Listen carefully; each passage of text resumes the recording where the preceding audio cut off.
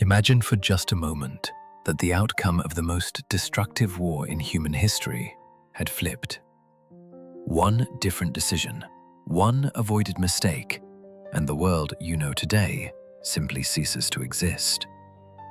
Your grandparents might never have met. The music you love, the freedoms you take for granted, the very languages spoken across Europe, all rewritten under a blood-red flag. What if the Nazis had won World War II? What if that nightmare scenario of Nazi victory had become cold, brutal reality? Stay with me until the end, because the deeper we dive into this alternate history, the more shocking the details become, and the more you'll realize just how fragile our actual timeline really was.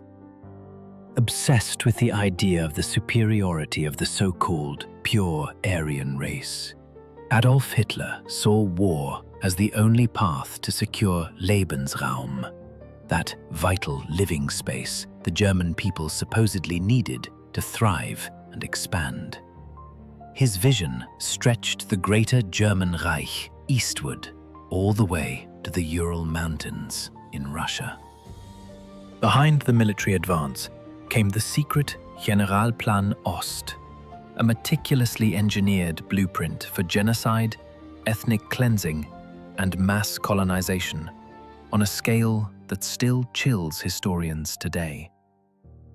In our real history, Nazi Germany's occupied territory peaked in 1942 at roughly 3.3 to 3.9 million square kilometers, when you include all civilian and military-administered zones across Europe. That made the Nazi Empire temporarily one of the largest contiguous powers on the continent, stretching from the Atlantic coast of France to deep into the Soviet Union, from Norway in the north to the Balkans in the south. Yet today's Germany is far smaller, just 357,000 square kilometers, ranking around 64th globally. The contrast is staggering. Germany's defeat in World War II stemmed from a cascade of fatal errors. An economy not fully mobilized for total war in the early years, the disastrous decision to open a two-front war, chronically weak supply lines on the Eastern Front, catastrophic blunders at battles like Stalingrad and Kursk, and the sheer insanity of declaring war on the United States after Pearl Harbor. Resource shortages, especially oil, crippled the Wehrmacht, while the Allies, the Soviet Union, the British Empire, and America possessed overwhelming advantages in population, industrial output, and raw materials. The United States alone outproduced the entire Axis coalition in key war materials. But what if those mistakes had been avoided? What if the Nazis had achieved a true Axis victory? This "what if Nazis won World War II" question has fueled countless works of alternate history. At least 35 novels, multiple major films, 6 notable video games, and several television series have explored it. The most famous remains Philip K. Dick's The Man in the High Castle, which imagines a divided America under German and Japanese occupation. A chilling vision that later became an acclaimed Amazon series watched by millions. Let's rewind to the moments that could have changed everything. Great Britain's island geography made a successful German invasion incredibly difficult without clear air and naval superiority. Had the Luftwaffe won the Battle of Britain and prevented the miraculous evacuation at Dunkirk, a negotiated peace or even a limited invasion of the UK might have knocked Britain out of the war early. That single shift would have altered the entire balance of power. The invasion of the Soviet Union, Operation Barbarossa, remains Hitler's greatest strategic blunder. The initial months brought stunning advances, but geography, endless distances, fierce Soviet resistance, and the brutal Russian winter proved insurmountable. German forces captured vast territories, yet they never secured the critical oil fields of the Caucasus or adequately prepared for winter warfare. Many historians argue that better treatment of local populations, especially Ukrainians and other groups who initially saw the Germans as liberators from Stalin's terror, could have turned potential allies into collaborators rather than partisans. Prioritizing the capture of Baku's oil instead of diverting resources elsewhere might have kept the panzers running. Even with those improvements, a complete Nazi victory against the USSR was still a long shot, but not entirely impossible if every card fell perfectly. The United States, however, presented an almost insurmountable obstacle. America's economy dwarfed the Axis powers combined at its peak. Its population, industrial might, and vast oil reserves gave it near infinite staying power. Short of the Germans somehow developing and deploying atomic weapons first, a technological leap they never came close to achieving, there was no realistic way for Nazi Germany to invade or defeat the United States across the Atlantic. The smartest path for Hitler would have been avoiding war with America altogether and hoping for a stalemate that resembled the later Cold War. In this hypothetical Nazi victory scenario, Hitler and Himmler would have unleashed Generalplan Ost in full force. The plan called for the elimination or deportation of tens of millions of Slavs deemed racially inferior. Detailed Nazi documents outlined horrifying percentages. Up to 80 to 85% of Poles, 65% of Western Ukrainians, 75% of Belarusians, and massive portions of Czechs, Russians, and others were targeted for death, starvation, or expulsion to Siberia. Overall estimates for Generalplan Ost suggest 30 to 50 million people would have been removed from Eastern Europe to make way for German colonization.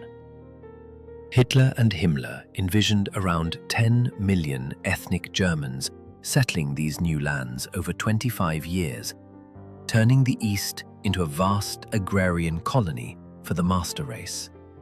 The Jews faced total extermination.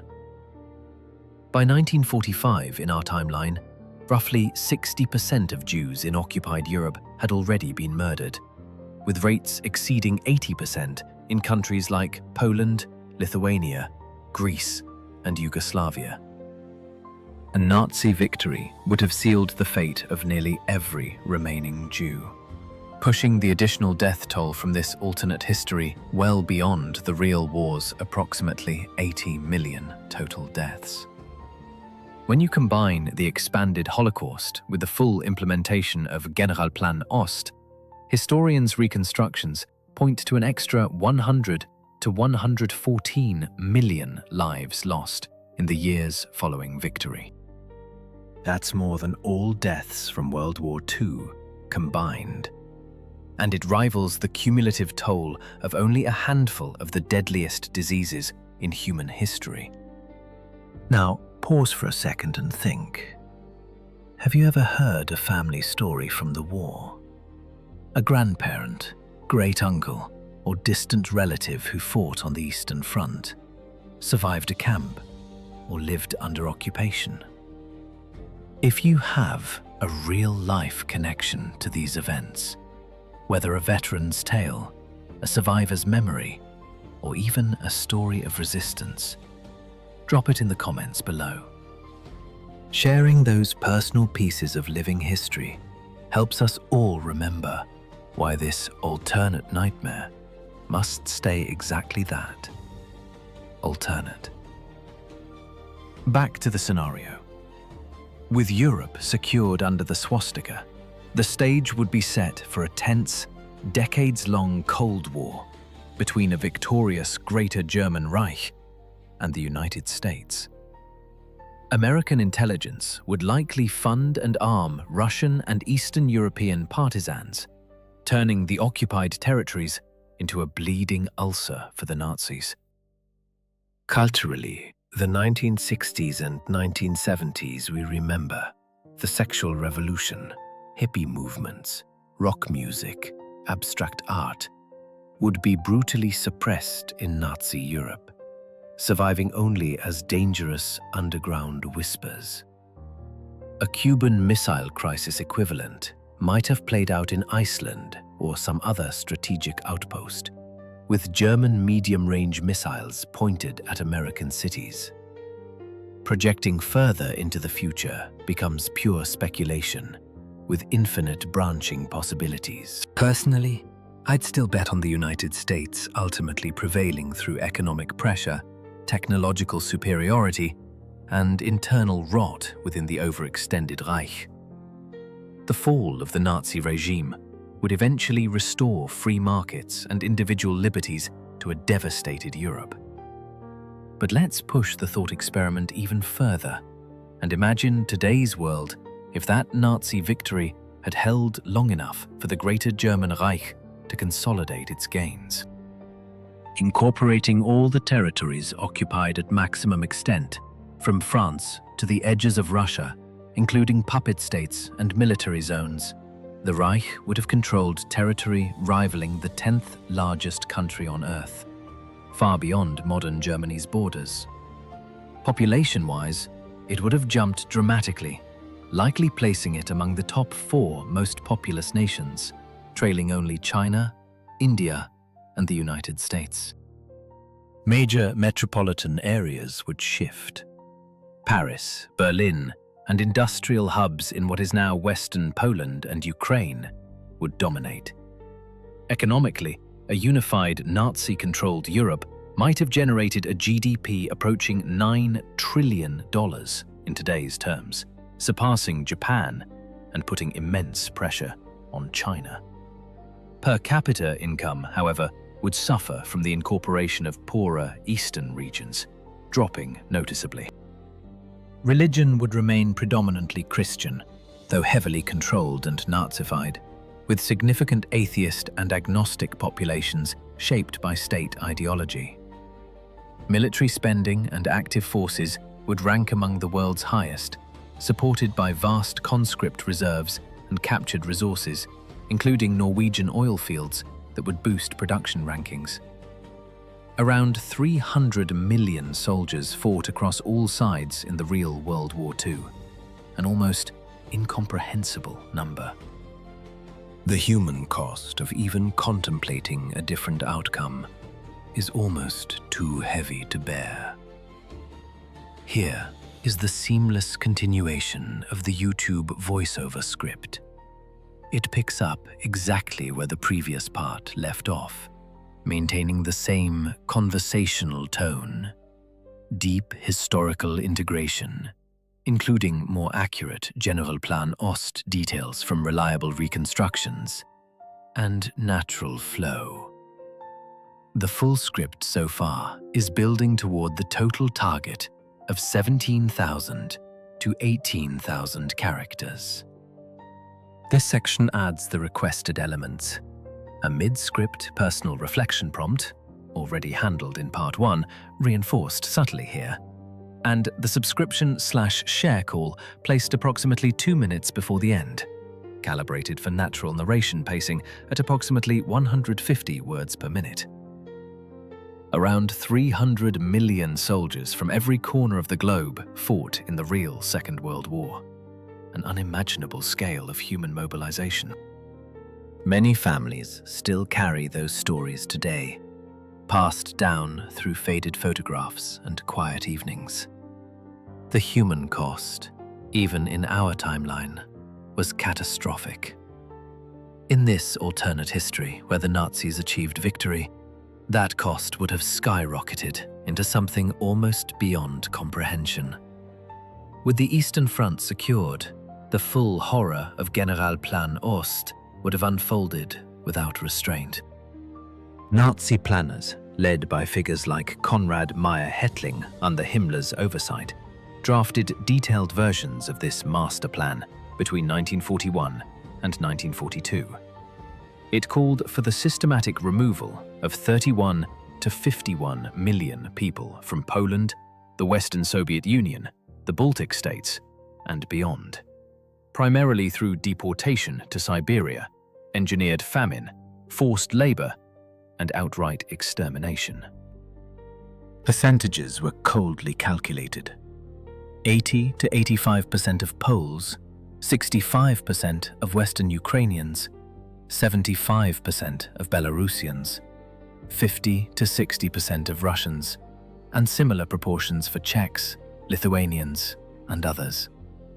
The goal was to clear vast territories for German settlement, creating an agrarian paradise for the Aryan race, while reducing the Slavic population to a subservient labor force, or eliminating it entirely. Historians who have studied the surviving RSHA documents estimate that full implementation could have led to the deaths of over 60 million people in the East alone, when combined with the intensified Holocaust.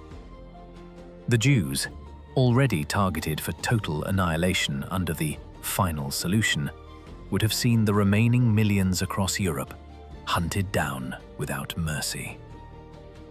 In our real history, the Holocaust claimed 6 million Jewish lives. A Nazi victory would have pushed that number toward total eradication of European Jewry. Adding the expanded Generalplan Ost death toll brings the additional victims from this alternate timeline to roughly 100 to 114 million people, beyond the actual war's approximately 80 million dead. That figure rivals only the greatest pandemics in recorded history. It is a sobering reminder of how ideology, unchecked by defeat, can unleash industrial-scale murder. As the decades passed, a tense Nazi-American Cold War would define global politics. The United States, protected by oceans and its overwhelming industrial base, would likely pour resources into supporting underground resistance movements, arming Russian partisans, Ukrainian nationalists, and Polish fighters who refused to accept German rule. Proxy conflicts would flare across the occupied territories, turning the East into a constant drain on Reich resources, much like Afghanistan later became for the Soviets. Culturally, the vibrant, rebellious spirit of the 1960s and 1970s, the sexual revolution, rock and roll, experimental art, and youth counterculture, would be crushed under the boot of Nazi ideology. Books would be burned, music censored, and any form of degenerate expression driven deep underground, surviving only in hidden cellars and whispered gatherings. A crisis like the real Cuban Missile Standoff might instead erupt over bases in Iceland or Greenland, with German missiles capable of striking North American cities. The arms race would accelerate, with both superpowers developing ever more terrifying weapons, while Europe lived in the shadow of the swastika. Projecting further becomes highly speculative, as small changes could branch into countless futures. Internal contradictions within the Nazi system, its rigid hierarchy, economic inefficiencies, and reliance on constant expansion might have caused the Reich to fracture over time, much as some realistic alternate history scenarios like Fatherland or Thousand Week Reich depict. Yet in our thought experiment, if the Greater German Reich managed to stabilize and consolidate its maximum wartime gains, the map of today would look radically different.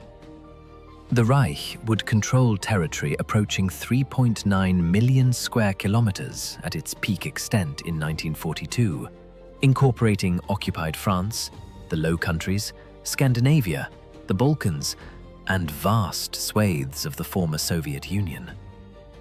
That would rank it among the world's largest countries by area, roughly 10th globally in some reconstructions. Its population, swollen by annexed and Germanized regions, plus millions of ethnic Germans and collaborators, could have placed it 4th worldwide, behind only China, India, and the United States, easily exceeding 300 million in a consolidated empire. Major cities like Paris, Berlin, Vienna, and new administrative centers in the east would dominate as metropolitan powerhouses. Economically, a unified Nazi Europe might boast a GDP rivaling or surpassing modern Japan in today's terms, potentially reaching $8 to $9 trillion, fueled by exploited resources from Norway's oil fields to Ukrainian farmland and Caucasian energy. However, GDP per capita would lag due to the incorporation of devastated and poorer eastern territories, creating deep internal inequalities. Christianity would remain the dominant faith, though heavily subordinated to state ideology, with Protestant, Catholic, and Orthodox branches coexisting uneasily alongside growing atheist segments shaped by Nazi secularism. A small Muslim minority and other groups would persist in pockets, but under strict control. Militarily, the Reich would rank among the top global powers, with active forces potentially exceeding 800,000 troops, supported by massive reserves drawn from across the empire. Spending would be enormous, yet sustainable, as a lower percentage of a larger GDP. Oil production, boosted by Norwegian and potentially Middle Eastern concessions, would climb significantly in global rankings.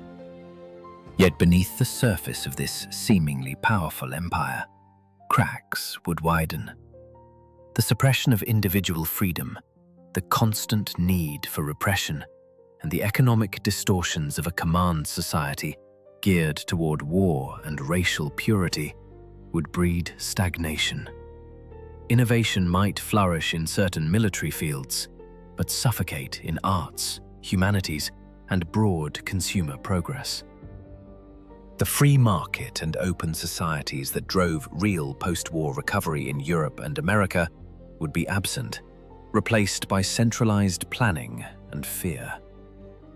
As we near the end of this journey through one of history's darkest what-if scenarios, I want to invite you to become part of the conversation. If you have a family story from the war, a relative who fought, survived occupation, resisted, or simply lived through those terrible years, please share it respectfully in the comments. Those personal testimonies are the most powerful reminders of why we study history and why we must never let such nightmares become reality again.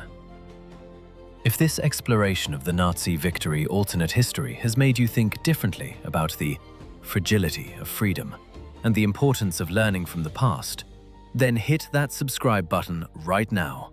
Join our growing community dedicated to deep historical reconstructions and thoughtful what-if discussions. And here's one more request.